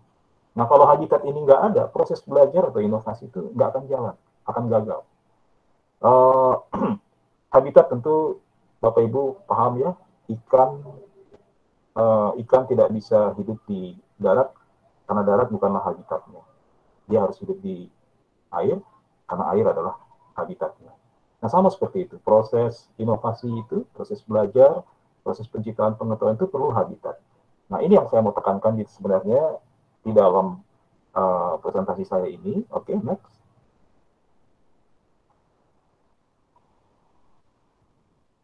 Nah, saya rasa ini adalah challenge buat manajemen ya, baik manajemen bisnis maupun manajemen organisasi non bisnis, adalah satu keberanian untuk mengubah struktur organisasinya yang cenderung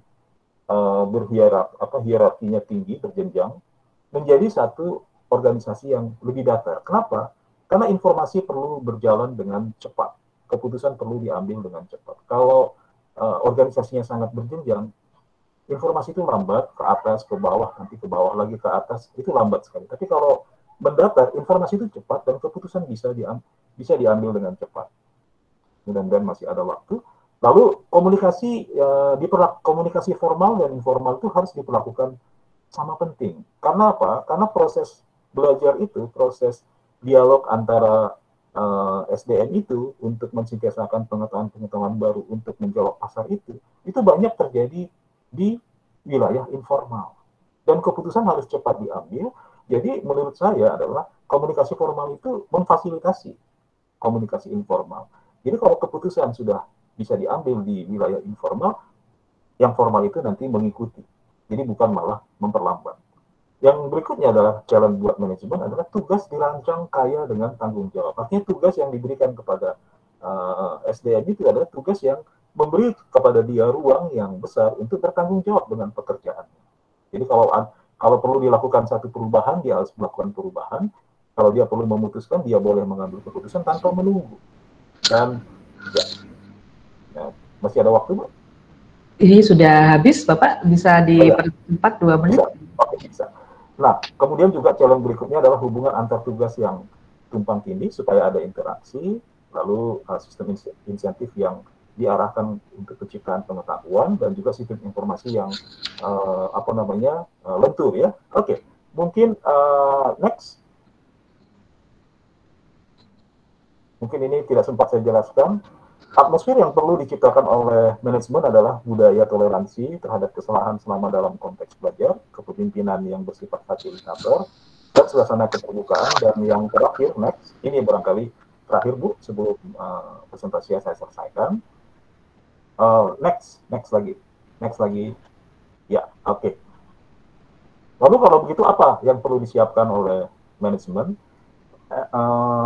Manajemen perlu memikirkan strategi bagaimana mengubah atau mentransformasi SDM yang kebanyakan hari ini adalah transaksional menjadi SDM yang punya kemampuan untuk menciptakan pengetahuan baru. Dan untuk itu next, mereka diberdayakan untuk menyerap informasi dari mana saja dengan sistem informasi yang baik, ya.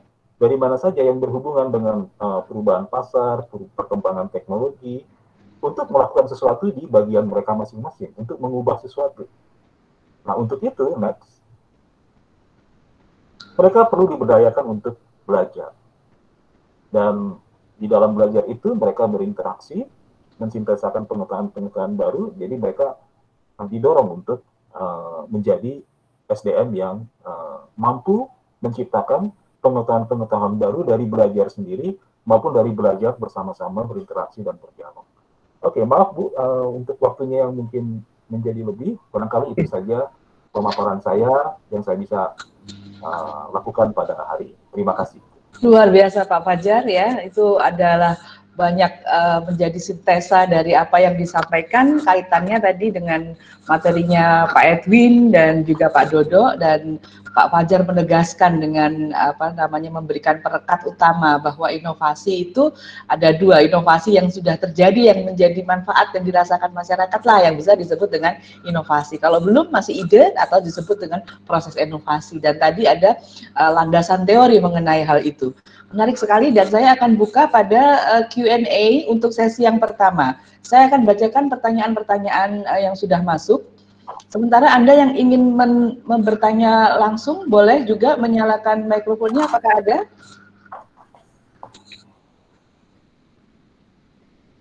Ya, belum ada yang mau menyalakan mikrofon? Kalau tidak, saya akan bacakan pertanyaan ini disampaikan untuk Pak Edwin ya. Pak Edwin, selamat datang bergabung kembali Pak Edwin. Baik Ibu. Ya, ini pertanyaan dari Saudara Yeremia Niaga, dari Saudara Yeremia ini bertanya ya, mengenai dampak COVID bagi investor di pasar modal dalam mengambil keputusan memilih saham yang dimiliki. Nah, terutama dia kemudian mengatakan bahwa SIDO ini sudah mau stop split ya. Lihat tuh, cuannya tipis tapi Pak, gimana pendapat Bapak? Apa betul seperti itu, seperti yang diberita? Kemudian dari Irina Sukma, dia bertanya mengenai kondisi ekonomi makro dari sudut pandang perspektif Pak Edwin, terutama pada penjualan mobil di Indonesia, yang kaitannya dengan pajak 0% ya. Dan ini apakah dalam pandangan Bapak, ini regulasi ini sudah tepat guna begitu? Silakan Pak Edwin untuk memberikan jawaban terlebih dahulu sebelum saya membaca pertanyaan yang berikutnya. Terima kasih Ibu atas pertanyaannya ya. Jadi kalau kita lihat SIDO ini kan mereka baru aja melakukan stock split ya. Jadi kemarin banyak yang kaget. Ini kok stock split ini harganya jatuh. Tapi kalau mereka tidak melihat betul stock split itu justru pada hari ketika terjadi stock split saham daripada SIDO itu naik 9%. Nah, the next question bagi SIDO adalah, dan ini menurut saya penting sekali buat perusahaan farmasi lain, apakah SIDO nanti itu akan ikut menyalurkan atau mungkin ingin ikut juga memproduksi vaksin-vaksin tersebut? Karena kalau kita lihat untuk perusahaan farmasi, ya sekarang menjadi fokus buat kita di market adalah Kalbe Pharma, ya dia kerjasama dengan perusahaan farmasi di Belgia dan juga adalah Kimia Pharma dengan Bio Farmanya, ya kita tahu kemarin Pak Erik sama Ibu Menlu sudah pergi ke Sinovac ya, dan mereka sudah melihat ada beberapa distribusi daripada vaksin tersebut ya, dan mereka juga akan memulai dengan namanya vaksin merah putih ya.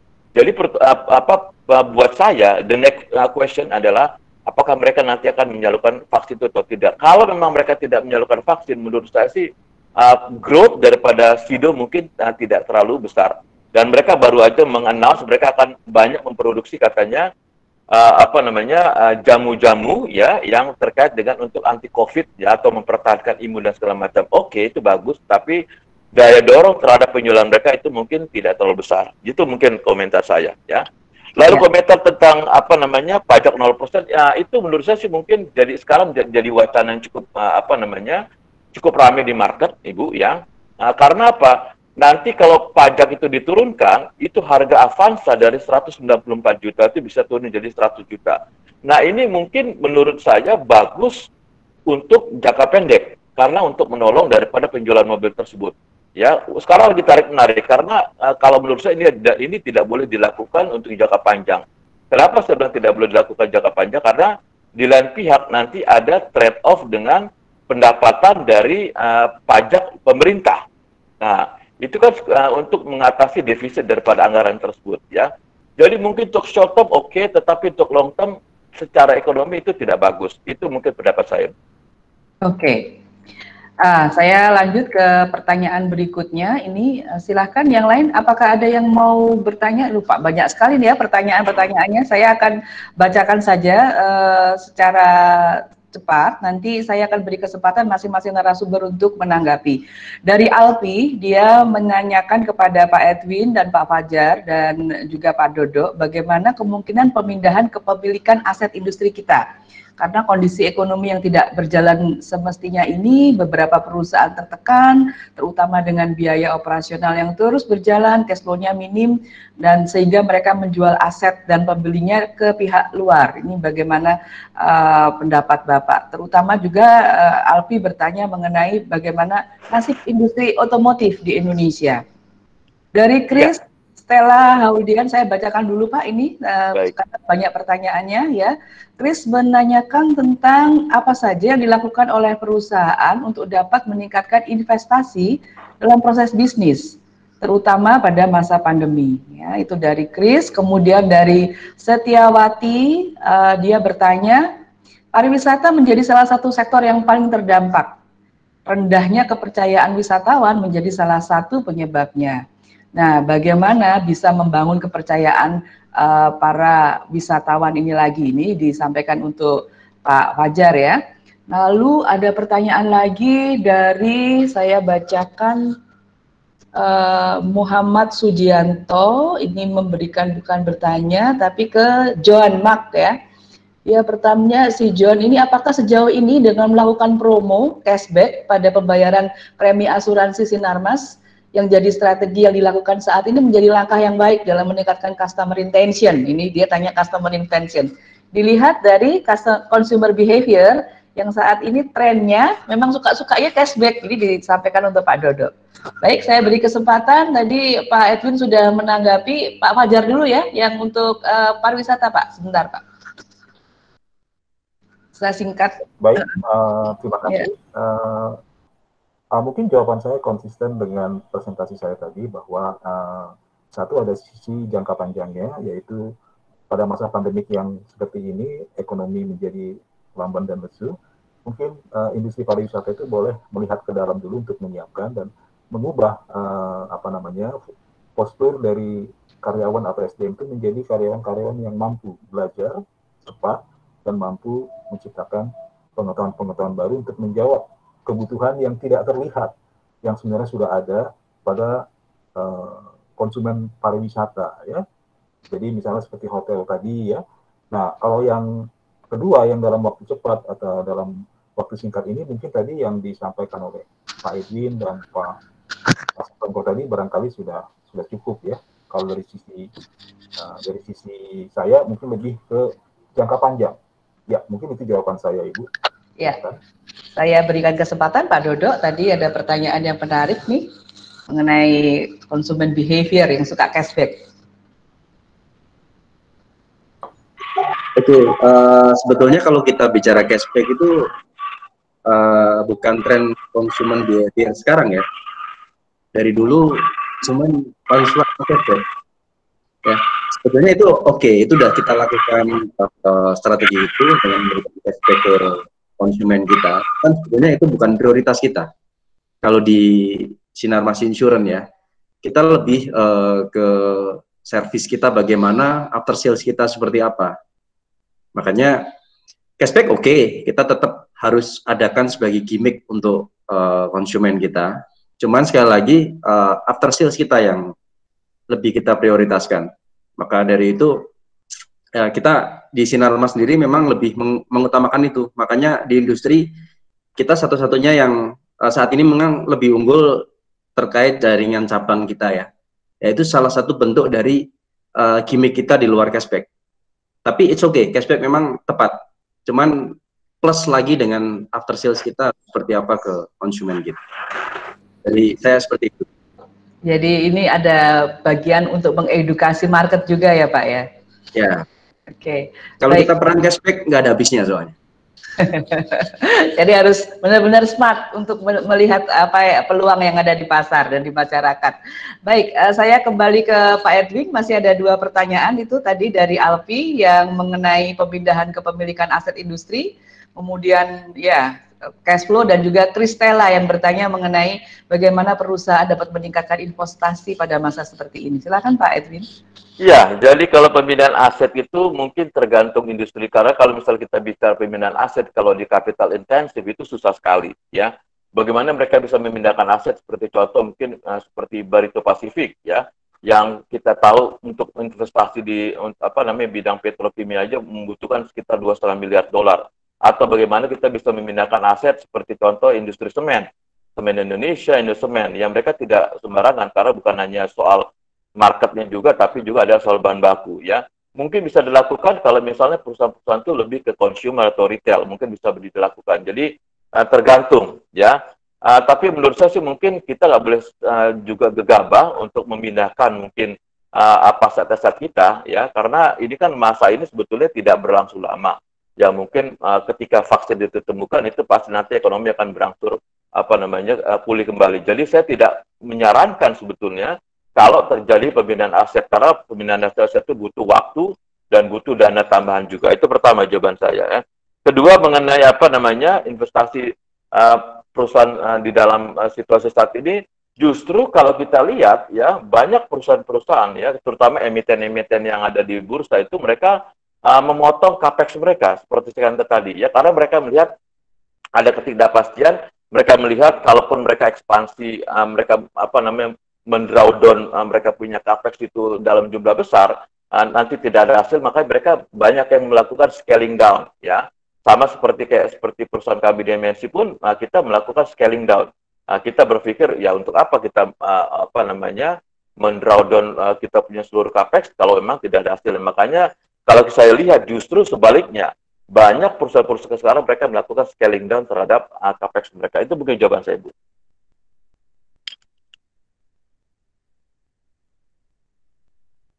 Ya, Pak Edwin jawabannya sudah sangat ringkas, ya. Termasuk pertanyaan yang kedua tadi, Pak. Ya. Yang tentang apa, Bu, ya? Ya, tentang bagaimana berbisnis, tetap berinvestasi meskipun sulit ini, Pak, untuk perusahaan. Oh iya. Ya, kalau misalnya contoh lah kayak misalnya perusahaan kami aja, Bu, ya. Saya ambil contoh dari MNC Group aja paling saya tahu, ya. Jadi kayak misalnya sebagai contoh ini kan sekarang ini justru lagi panen-panennya, Bu, ya.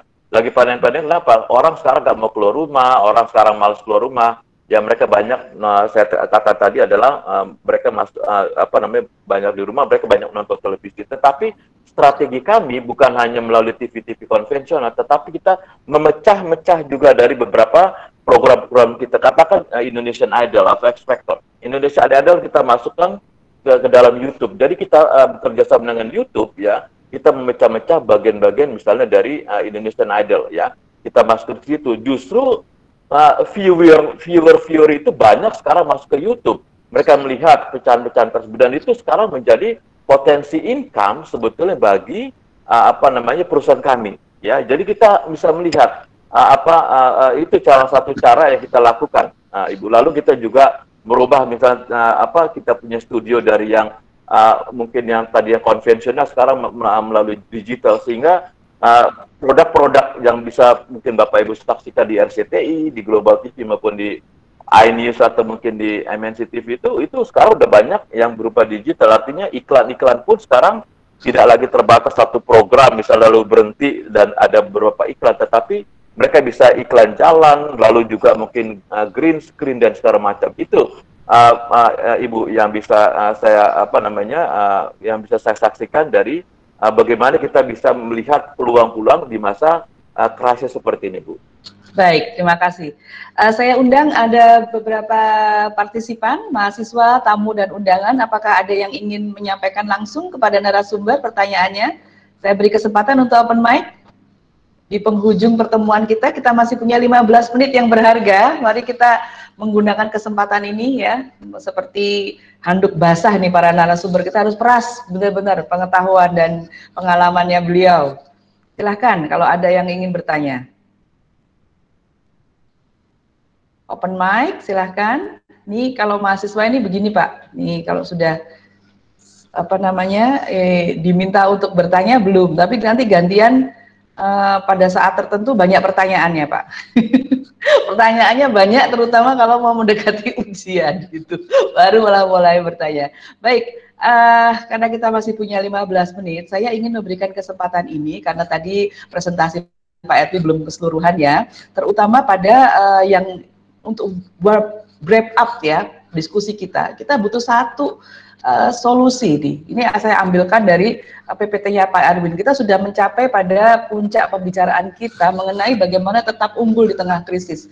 Nah, kalau setiap pembicaraan kita ini kita transkrip lalu kita masukkan di dalam apa namanya qualitative data analysis software gitu ya, akan muncul satu kata atau dua kata. Yang pertama adalah inovasi.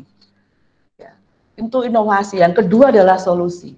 Jadi saya ingin mohon Pak Edwin bisa memberikan satu berdasarkan dengan PPT tadi yang ada yang belum sempat disampaikan untuk mengakhiri pertemuan kita siang hari ini dalam kick off online seminar di MMUKSB. Saya bantu Pak dari sini. Betul ya Pak? Ini slide-nya ya Pak yang belum disampaikan ya Pak?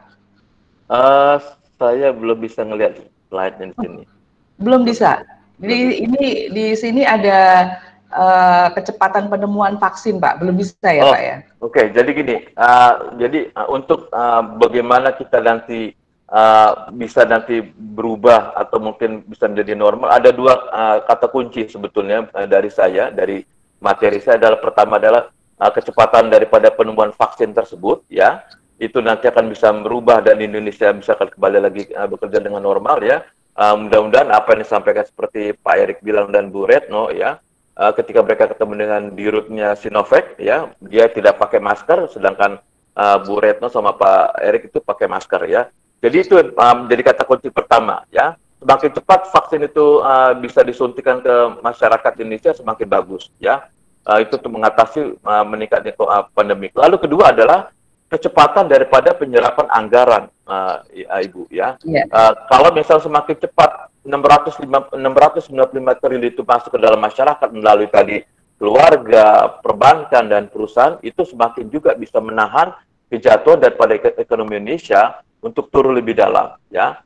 Nah, lalu ketiga menurut saya perlu dilakukan oleh investor dan juga oleh pengusaha juga adalah kita harus tahu nih kira-kira sektor-sektor mana ya yang terkena dampak langsung daripada dari COVID tersebut. Tadi saya sudah katakan airline, tourism ya, lalu juga mungkin properti, otomotif dan segala macam. Tapi ada beberapa sektor lagi justru sekarang mendapatkan keuntungan dari farmasi, rumah sakit, telekomunikasi, lalu juga kita lihat dari sekarang juga harga-harga perkebunan sipil mengalami kenaikan. Nah, mungkin mereka bisa juga melakukan diversifikasi ke dalam sektor-sektor yang tidak terlalu terkena tersebut, Bu.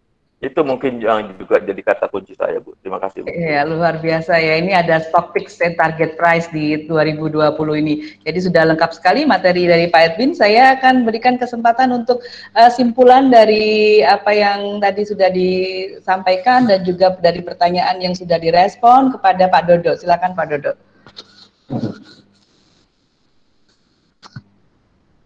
Ya, belum mikrofonnya, Pak.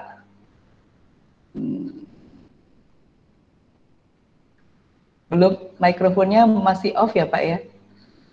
Ini saya coba untuk menyalakan. Apakah bisa? Dari sini. Mikrofonnya masih off. Belum terdengar.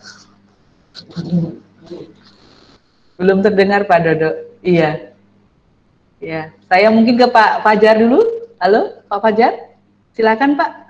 Ya, baik Bu. Ya. Mungkin kesimpulan dari paparan saya sejak dari yang saya sampaikan tadi itu sebenarnya hanya satu, bahwa manajemen itu di-challenge untuk bertransformasi menjadi organisasi belajar. Jadi bukan hanya individu belajar, tapi organisasi belajar. Artinya SDM dengan SDM berdialog, kemudian terjadi sintesa pengetahuan baru, lalu kemudian inovasi dihasilkan, dan itu menjawab pasar. Nah, ini memang bukan sesuatu yang mudah, karena di sini ada perubahan budaya. Ya, tadi nggak sempat saya sampaikan, ada perubahan budaya dari SDM bersifat menunggu dengan SDM diberi tanggung jawab yang besar untuk melakukan sesuatu pada pekerjaannya, mengubah sesuatu dan mengambil keputusan. Barangkali itu saja dari saya sebagai akademisi. Terima kasih Pak Fajar Sinaga yang sudah memberikan tambahan closing statement pada pertemuan kita siang hari ini, yang artinya memang organisasi pembelajar adalah organisasi yang bisa survive ya, mengatasi segala bentuk ancaman yang unpredictable dalam dunia bisnis, termasuk yang saat ini terjadi adalah pandemi.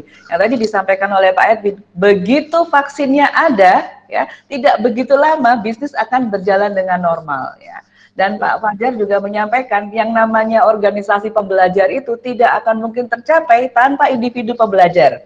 Individu pembelajar juga tidak cukup tanpa ada ekosistem pembelajar yang mendukung. Nah, itulah yang akan membuat dunia usaha menjadi lebih kuat dan bisa memperkuat daya saing Indonesia di mata makro. Mudah-mudahan begitu, karena banyak sekali indikator daya saing Indonesia yang sloping down, dan kita sebagai orang-orang individu yang kita berhadapan dengan para narasumber yang merupakan high performance individuals ya, ini bersama-sama bersama dengan Anda semua para mahasiswa tuh bergerak untuk membantu meningkatkan daya saing baik dari sisi individu, makro maupun secara regional.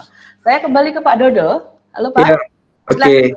Jadi tadi sebetulnya sudah dirangkum banyak juga dari Pak Fajar sama Pak Edwin. Saya hanya menambahkan aja tadi inovasi, solusi, dan opportunity yang tetap harus kita lihat terus dalam situasi sulit apapun dalam berbisnis. Mungkin poinnya itu Bu dari saya, opportunity harus selalu ada di setiap kesempatan atau kesulitan yang sedang kita hadapi dalam bisnis ya, terutama ya. Oke. Jeli melihat kesempatan gitu ya, sangat jeli melihat kesempatan. Pet insurance itu menarik sekali. Pada banyak orang yang jatuh cinta sekali dengan binatang kesayangannya. Apakah banyak ya? Dan itu asuransi ini adalah sebuah sesuatu yang inovatif sekali, saya rasa. Kita tidak sabar menunggu nanti sampai bisa dinikmati di masyarakat. Baik, saudara-saudara Anda yang mahasiswa di FEB UKSW, ada informasi bahwa pertemuan kita siang hari ini akan segera diupload di kanal YouTube FEB UKSW, jadi Anda bisa mengikuti kembali. Dan yang kedua, sertifikat akan diberikan kepada Anda apabila mengikuti absensi. Isilah link absensi yang ada di kelompok chat dan Anda akan mendapatkan sertifikat dari panitia penyelenggara. Ibu Maria Rio, saya izin untuk closing kegiatan ini. Ya, monggo Bu, silakan. Ya, kepada semuanya saja, kepada para mahasiswa yang berpartisipasi, dan secara khusus kepada semua narasumber yang luar biasa yang mau meluangkan waktunya yang berharga, sharing knowledge dan pengalaman dengan kami di FEB UKSW, di Magister Manajemen FEB UKSW, kami mengucapkan terima kasih sedalam-dalamnya kepada Pak Edwin, kepada Pak Dodo, kepada Pak Fajar. Semoga kita tetap sehat, tetap semangat, dan bisa ketemu muka untuk kick off seminar berikutnya. Begitu ya Mbak Rio ya? Ya, siap Mbak. Terima kasih, tetap jaga jarak. Terima kasih semuanya. Terima kasih ya, tetap jaga jarak, kesehatan ya. Terima kasih Bu. Terima kasih. Terima kasih untuk rekan-rekan mahasiswa juga. Selamat malam, mahasiswa. Ya. Terima kasih, selamat siang. Dengan demikian kegiatan ini kami akhiri. Semoga sukses senantiasa bersama dengan kita bersama. Tuhan memberkati. Tuhan memberkati. Tuhan berkati. Amin.